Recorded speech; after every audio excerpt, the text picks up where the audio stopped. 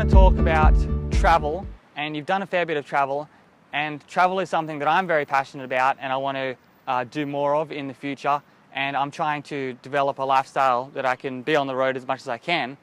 And I wanted to get your perspective on travel and how you can travel more, and also a female opinion of travel, which I can't provide, and how it may differ from traveling as a guy. And, you know, can you do it by yourself? Is it fine to do it with groups or by yourself? Do you stay in hostels mostly? You know, what kind of travel have you done?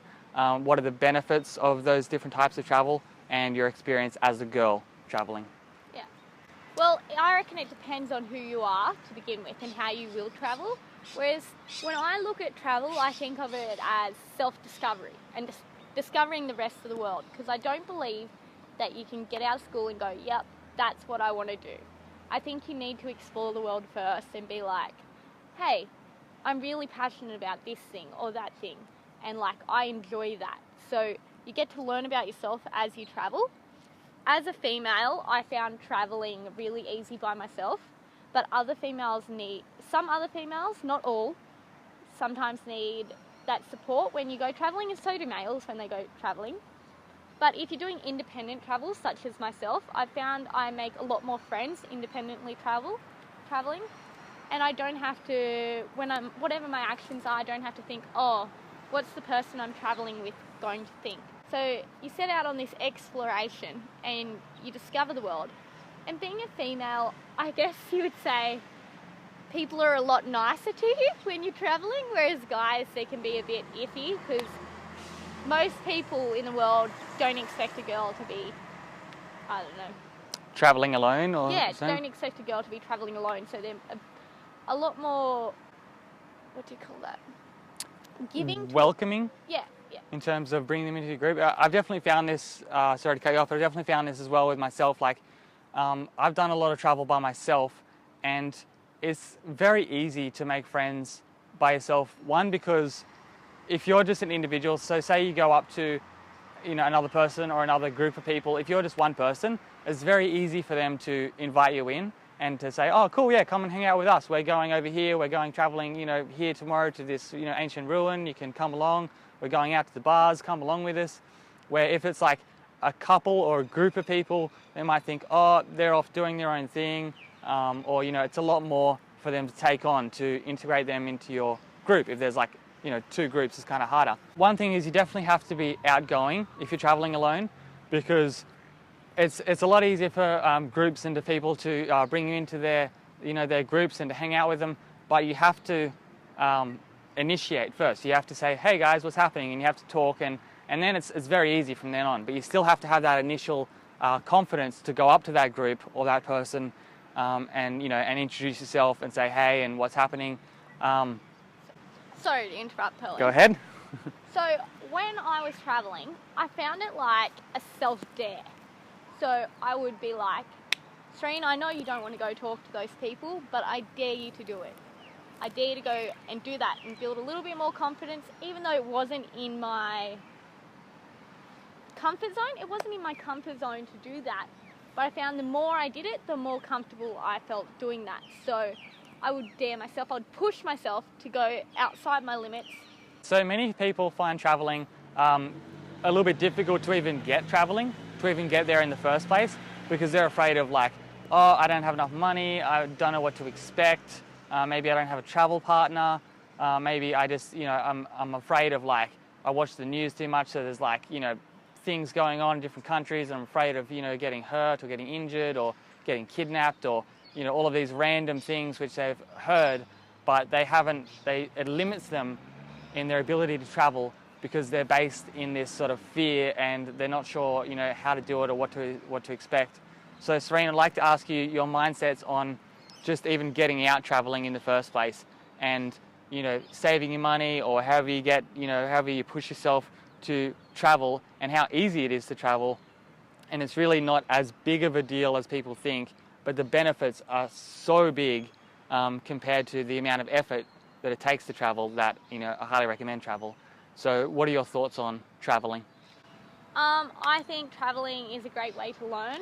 So if you're going to get out there and do it, you're going to come back with a lot more knowledge than you did before after travelling. I find it's very interactive with other cultures and stuff when you are travelling, so you learn a lot more about that. And you learn about yourself as well, like you learn where your boundaries are, and like you can push yourself to do better, and then you think, oh my god, I just stepped over that level that I was before, and you feel a lot more happy with yourself and proud. So I find travelling, a lot of people find it expensive, but it doesn't have to be expensive. You can set small goals for saving as you go along, as I do. I try to save about $100 a week to go towards my travel. It doesn't even have to be that. It can be $10 a week, or just the gold coins or shrapnel in a coin jar. And that adds up over time. But once you are travelling, it doesn't need to be expensive. There are so many things out there that help you make travel cheaper, such as couch surfing. You don't have to pay for a hotel. You can just sleep on someone's couch. I haven't done as much couch surfing. I've done a little bit of couch surfing, and it's a great cheap option to travel, Yep. especially if you go Free to like... couch, you don't have to pay for a hotel. Yep, and especially like if you go to like some big cities like say San Francisco or like you know, Vegas or New York or something, different places that are like really expensive, you know, and Paris is super expensive. If you can get a free accommodation, it will save you so much money, and it's super fun because you get to meet locals and they get to take you around, and you'll have an experience that you wouldn't have had if you hadn't been couch surfing, if you're just been staying in a hostel or a hotel. Yeah, so it's experience their culture at the same time, so you're learning as well. And if you want to travel cheap as a female or male, there are lots of things that help you travel cheaper. So couch surfing is one. Helpex is another one where you go around, you work around 25 hours a week, and they feed you and house you. So you can work on ranches, on boats, in hostels, organic farming, and there's also woofing, which is organic farming, where you can work and they feed you there. And so it's traveling kind of for free. So you're only spending money on stuff outside, so you're not spending it on your major things such as accommodation and food. Yeah, it's good times. Because they're your biggest expenses when you are traveling. Cool. There you have it, guys. Female perspective on travel and success, and a few mindsets that you might be able to implement, and a few ideas of how you can upgrade your lifestyle if you're stuck in a bit of a rut, or if you're not in the current situation that you would like to be in. You can use these ideas to help you to get in that situation where you want to be. Thanks for coming out and getting interviewed for these different things. And just for a little note, me and Cerene will be traveling next year, which will be 2015 in July, is when we're planning to get over to America. We're going to be road tripping around America and experience the culture of America. We're also going to be saying tips on how to travel cheaply while we're going around, and the experiences we have. So we're going to go to like some major tourist destinations as well, so we can tell you about them and what places to go to and what places not to go to.